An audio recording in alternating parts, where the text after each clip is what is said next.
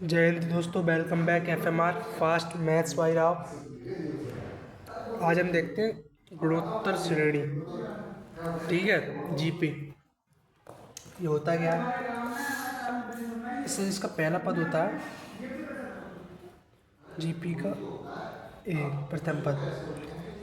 AP में भी ये होता है, लेकिन एपी में पता है, एपी में इसमें होता है आर। इसे बोलते हैं सार अनुपात। ठीक है, कॉमन रेशियो। कॉमन रेशियो इसे कैसे निकालते हैं? A2/A1 करके निकाल लेते हैं। ठीक है, जैसे कोई जेपी है, श्रेणी है, तो पहला पद उसका ए होगा, दूसरा पद का होगा ए आर, तीसरा होगा ए आर स्क्वायर, चौथा होगा ए आर क्यूब, ऐसे ही फिफ्थ होगा सिक्स, ये सिक्स पद है, ये ऐसे चलता चलाएगा। ठीक है, एग्जाम्पल मान लो, जैसे हमारे पास ए दिया है 5 और सार अनुपात दिया है 2, तो एक जेपी बना रहे हैं, तो कैसे बनाएंगे? पहला पद क्या हो गया? 5 हो गया, दूसरा क्या है? ए और आर, ए इंटू आर क्या हो गया? 10, फिर ए आर स्क्वायर, तो आर का स्क्वायर कितना होगा? 4। ठीक है,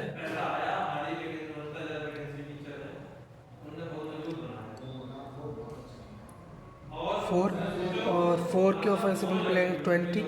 ठीक है, फिर इससे 40 बन जाएगा, और ये आगे 80 बन जाएगा, ऐसे चलते चलते ये बन जाएगा। ठीक है, इस तरीके से। देखो आज जो होता है ना, ये पॉजिटिव भी हो सकता है, नेगेटिव भी हो सकता है, और आर जो कभी जीरो नहीं होगा।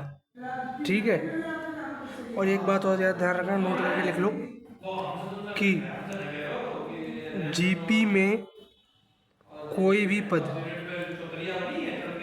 कोई भी पद शून्य नहीं होता है। जीपी में कोई भी पद शून्य नहीं होता है। ठीक है, अगर हम इसका nth टर्म निकालेंगे, ठीक है, nth, nवा पद या nth टर्म,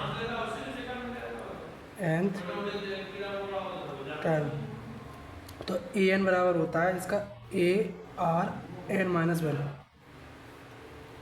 ठीक है ना, जैसे ए 10 दिया हो तो ए आर 10 माइनस वन, यानी मतलब ए आर की पावर 9। इस तरीके से निकालेंगे। ठीक है, समझे ना? अब इसमें एन पदों का योग देख लेते हैं। एन पदों का योग, एन पदों का योग,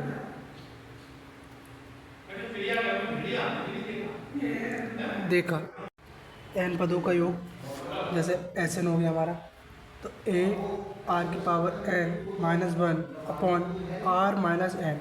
ये कब होगा? जब आर एक से बड़ा होगा तब।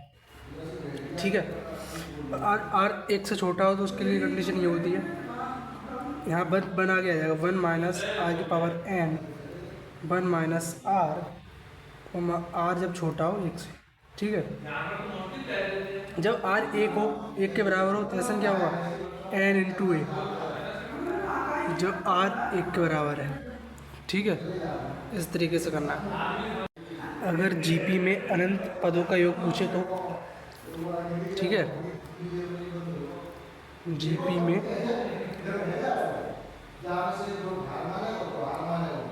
अनंत पदों का योग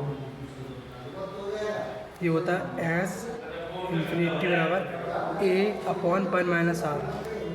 ठीक है, ये याद रखना। जैसे कोई एग्जांपल ले लेते हैं, एक 1/2, 1/4, 1/8 डॉट डॉट ऐसे चल रहा है, तो उसका सार अनुपात क्या है?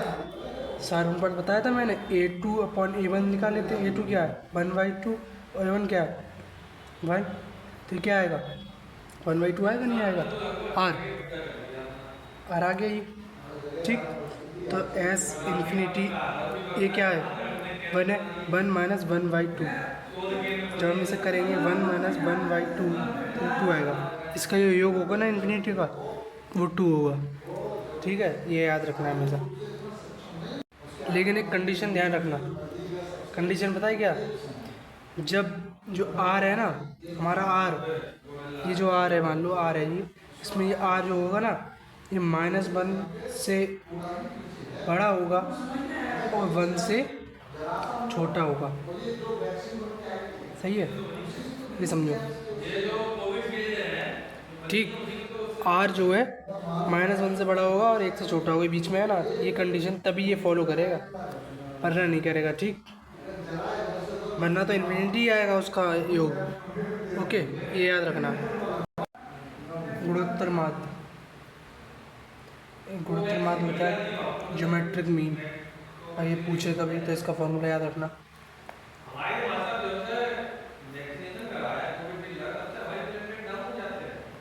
ठीक है, जैसे जीपी में और संबंध होता है, जैसे कोई 3 ये दिए हैं एबीसी, ये जीपी में है, उसका गुणोत्तर माध्य पता है क्या होगा? इस तरीके से लिखते हैं, तो बी स्क्वायर बराबर होता है ए सी के। ठीक, बी स्क्वायर बराबर ए सी के होगा, तो जो ज्योमेट्रिक मीन होगा ना हमारा, तो क्या होगा? रूट ए बी के होगा, रूट ए बी। नहीं, रूट ए बी नहीं, रूट ए सी, सॉरी, रूट ए सी होगा, ये बी होगा। ठीक है, इस तरीके से। अगर हमें गुणोत्तर माध्य दिया हो और दो अलग अलग अवयव दिए हुए हैं, जैसे एक्स और वाई दिया है और बीच में जी एम हमें दिया है, तो जी एम पता है क्या होगा? रूट में एक्स इंटू वाई। ठीक, ये याद रखना। जीपी के कुछ गुणधर्म देख लीजिए।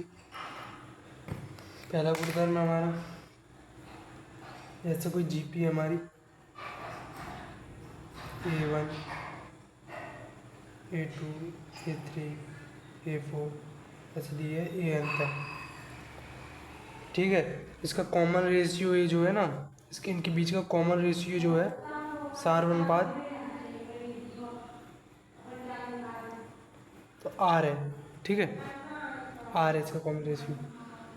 ठीक, तो हम इसमें अगर श्रेणी में किसी के से गुणा करें, ठीक, श्रेणी में कैसे गुणा करेंगे, तो इसका जो सार अनुपात है ना, वो आर ही रहेगा हमेशा। हम के से डिवाइड करें, के से डिवाइड करेंगे श्रेणी को, तब भी सार अनुपात आर ही रहेगा। लेकिन श्रेणी को हम उल्टा करते हैं, जैसे 1/a करते हैं, 1/a2 कर दें, 1 ऐसे कर दें ना, ए एन तक, तो ये वो सार अनुपात है, ये भी कैसा हो जाएगा? उल्टा हो जाएगा। अगर हम जीपी का स्क्वायर करें, ठीक, ये जीपी दी हुई हमें, इसका हम स्क्वायर करते चले जाएँ तो सार अनुपात का भी स्क्वायर हो जाएगा। ठीक है, अगर हम इसका रूट करेंगे तो रूट हो जाएगा। कोई भी बात लगाए, स्क्वायर लगाए या फिर क्यूब लगाए, कोई भी पावर हो जाएगी। ठीक है, ये समझ लो यहाँ तक।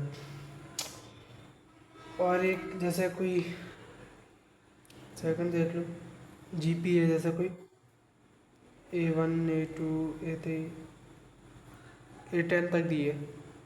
ठीक, A10 तक दिए, तो A1 इंटू A10 इक्वल होगा A2 इंटू A9 इक्वल होगा A3 इक्वल A8। एक पीछे वाला, एक आगे वाला। ठीक है, ऐसे चलता चलेगा, ये याद रखना।